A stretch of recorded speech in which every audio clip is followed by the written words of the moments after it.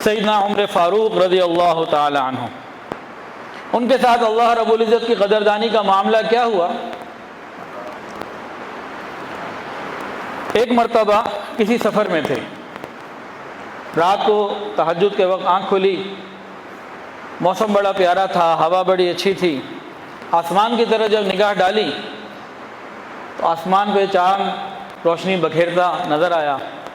فوراً ہی آسمان کا چاند دیکھ کر مدینہ کے چاند کی یاد آ گئی، دل کی ایک تڑپ تھی، لگن تھی، اللہ کے آگے پیش کر دی۔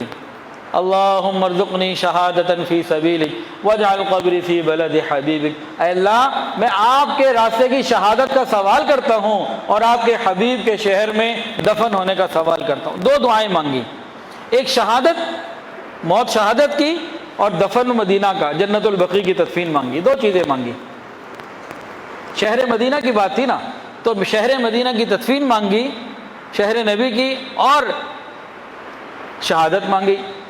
صحابہ کرام کے اندر یہ بات بڑی عجیب محسوس ہوئی ان کو کہ دعا قبول کیسے ہو؟ مدینہ میں دفن ہونے کے لیے تو مدینہ میں مرنا چاہیے، تو شہادت کیسے ملے؟ یہ تو دارالامن، دشمن تو دور، سینکڑوں بلکہ ہزاروں میل دور، اگر یہ بارڈر پر جا کے لڑائی کریں، وہاں شہید ہوں، تو یہاں ہزاروں میل آ کے مدینہ میں دفن کیسے ہوں؟ تو یہ بات سمجھ میں نہیں آتی تھی، جوڑ بنے گا کیسے؟ تدفین بھی مدینہ کی اور موت بھی شہادت کی۔ خیر، مانگنے والے کا کام ہوتا ہے مانگنا، یہ سوچنا اس کا کام نہیں ہوتا کہ دینے والے نے کیسے دینا ہے، ہم بھی مانگا کہ نہیں، وہ اس کا کام ہے کیسے دے گا۔ اب انہوں نے تو مانگا تھا، اب اللہ نے کیسے عطا فرمایا؟ شہادت کی موت ملی۔ اگر مدینہ کی کسی گلی میں، کسی پہاڑی کے کنارے پہ اگر ان کو زخم لگتا، شہید ہو جاتے تو دعا قبول تھی، انہوں نے تو فقط شہادت مانگی، لیکن اللہ رب العزت نے نماز کی حالت میں، قرب کی حالت میں، احسان کی کیفیت میں، باوضو ریاض الجنہ میں مصلی نبوی پر کھڑے ہوئے شہادت عطا فرمائی۔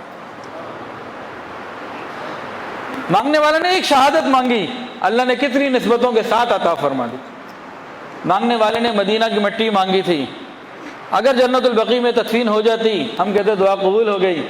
ارے مانگنے والے نے تو مانگا ہی تھا، دینے والے کی دین اس سے زیادہ نبی کے قدموں میں تدفین کر دی، ریاض الجنہ کے۔